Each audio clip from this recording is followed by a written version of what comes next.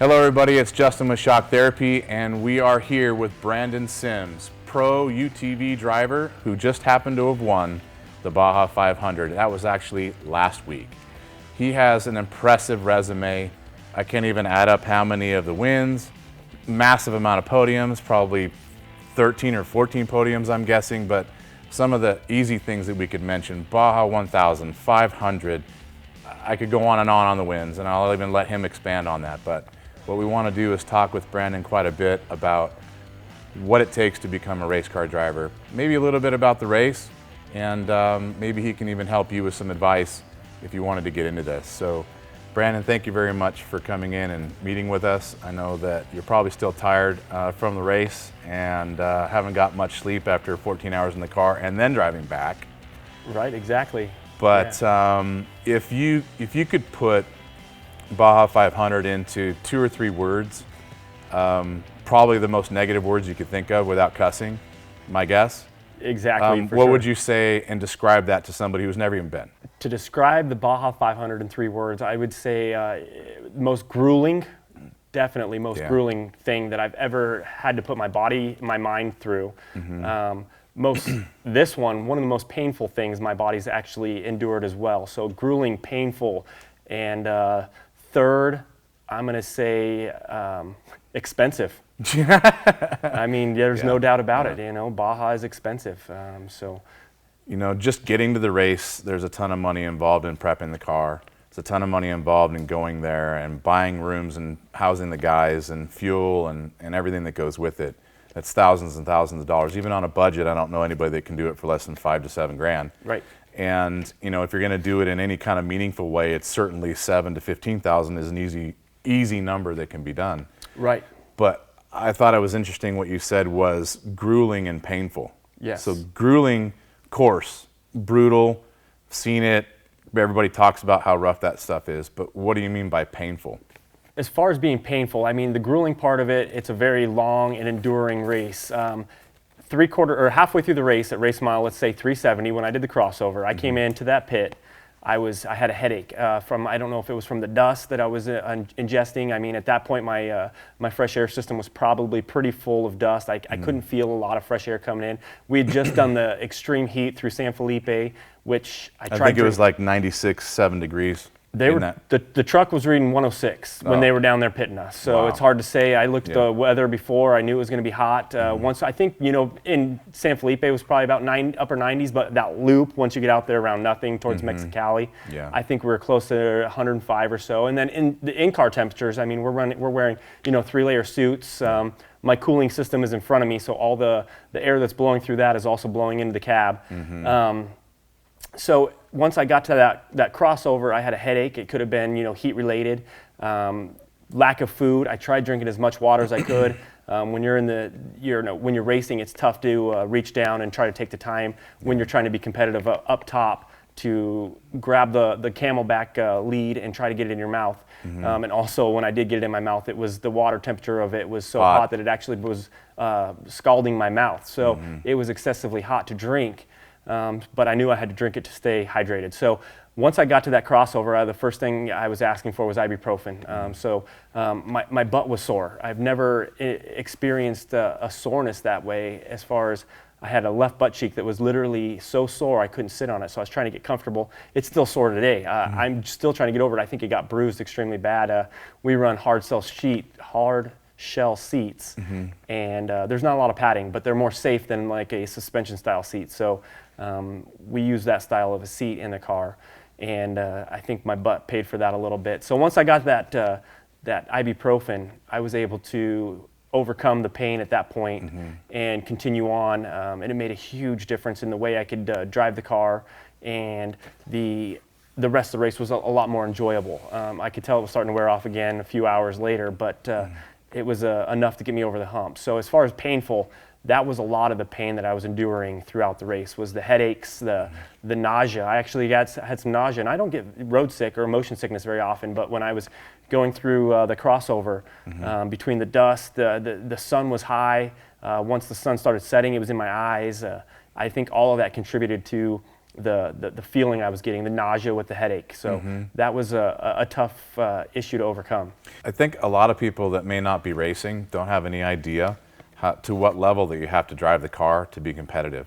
I think a lot of people are under the misconception that you can just kind of tool along, save the car, not break it, and you're going to be fine. I don't agree with that. I've seen what pace needs to be.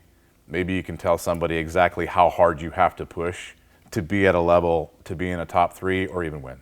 Well, 4 years ago, 2014 is when I started racing professionally, as far as Best in Desert, Score. That was my first years racing professionally, UTVs.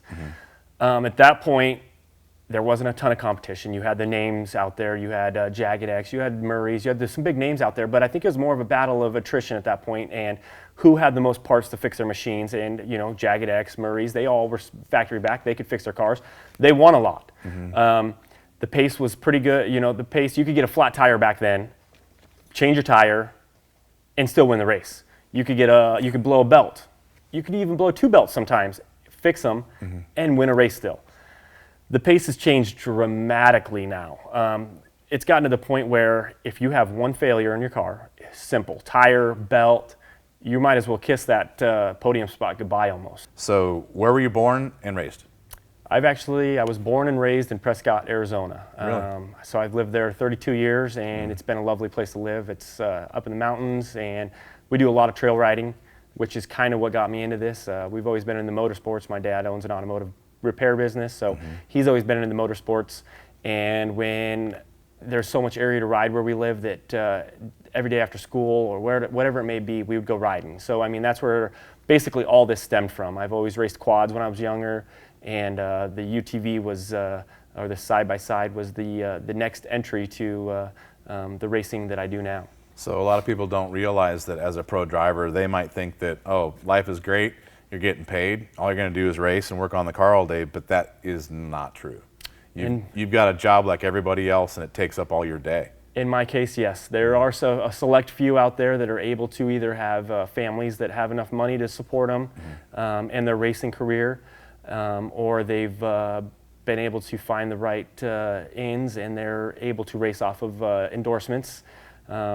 At this point, I do have some endorsements, and it does help me pay for my racing, but I still go to work Monday through Friday, 8 to 5:30 every day.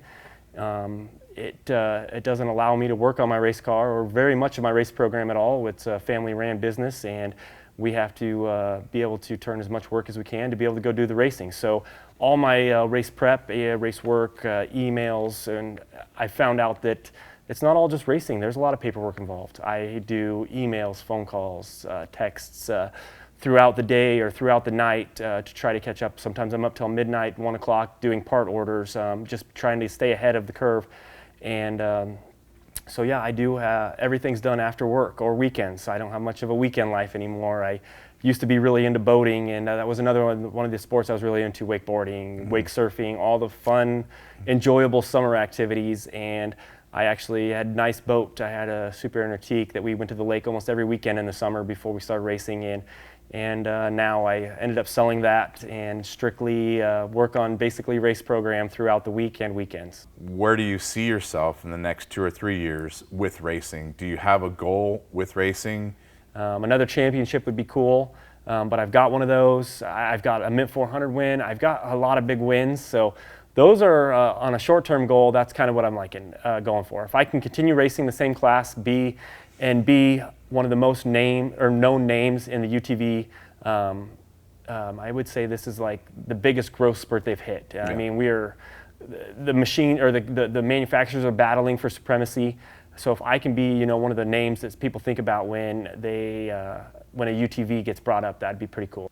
Where would you like to see Polaris go as a professional Polaris driver with their UTVs in the industry? Because their industry car that everybody else is going to buy is going to be what you have to build a race car from. And if it has more power, that's good for you. If it does anything else better than anybody else, it's good for you. So what do you think would help you the most if they went that direction?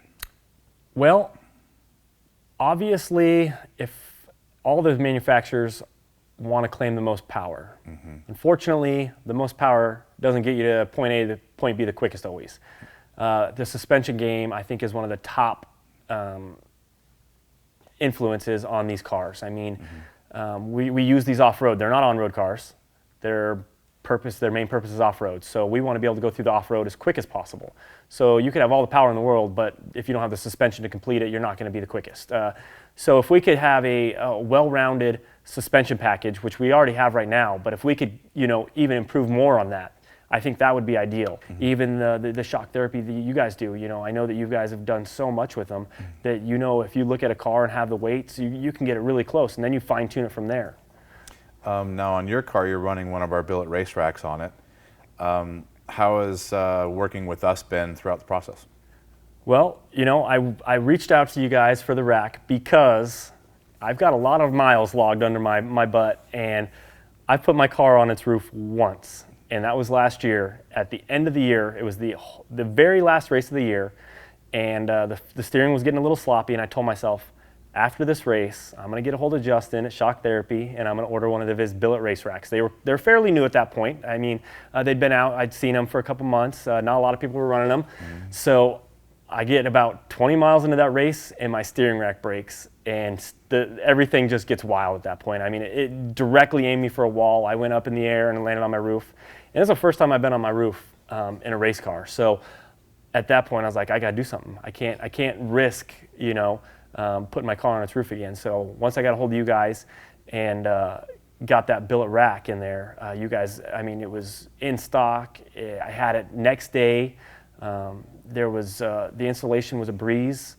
I'm very anal when it comes to my car handling characteristics. One of the things that we do at our shop is alignments. So before every race, I do an alignment on my race car. It's a way for me to find out if things have moved, bent, changed, stuff like that.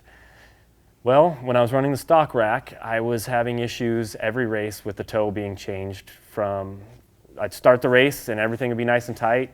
By the end of the race, even of a 200-mile race, I'd have inner tie rod end play extremely bad, which changes the whole handling characteristics of my car. It was grabbing ruts, just kind of going wherever it wanted.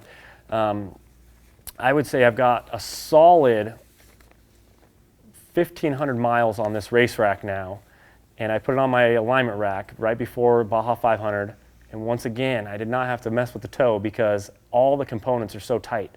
They use quality, or the best quality Heim joints in all the products, so it doesn't allow them to wear out as quickly.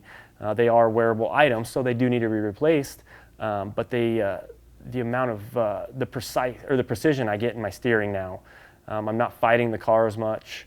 I'm not as fatigued at the end of the race from the steering wheel getting yanked out of my hand. So the benefits that I've experienced with the steering rack has just been amazing. Everybody that was watching this, thank you very much for taking the time to do that. Hopefully you learned a lot about Brandon and how much work goes into this race program that he has. If anybody wants to follow Brandon for any of his media, Brandon, what media do you have? I keep up to date with Instagram. Brandon Sims 913 is my Instagram. I've also got 2 Facebook pages. I got a personal and athlete page, both Brandon Sims. I try to keep them updated. It's the easiest form of communication for me, just because I'm able to reach so many people at one time rather than trying to reach individuals. I try to get back to as many messages, direct messages as possible. There's also my email on the Instagram as well. So if there's any kind of questions that anybody has, I'd be happy to try my best to get to them and answer them for them and help them in any way. I try to pride myself in that, as helping people get to where I've gotten, or if simple questions, whether it's a mechanical question or a tech question, I try my best to help them out. Well, hopefully everybody cuts him a little bit of slack, because if you're asking him a question during the day, he may only be able to answer you at 1 o'clock at night when he's done prepping the car. So be nice.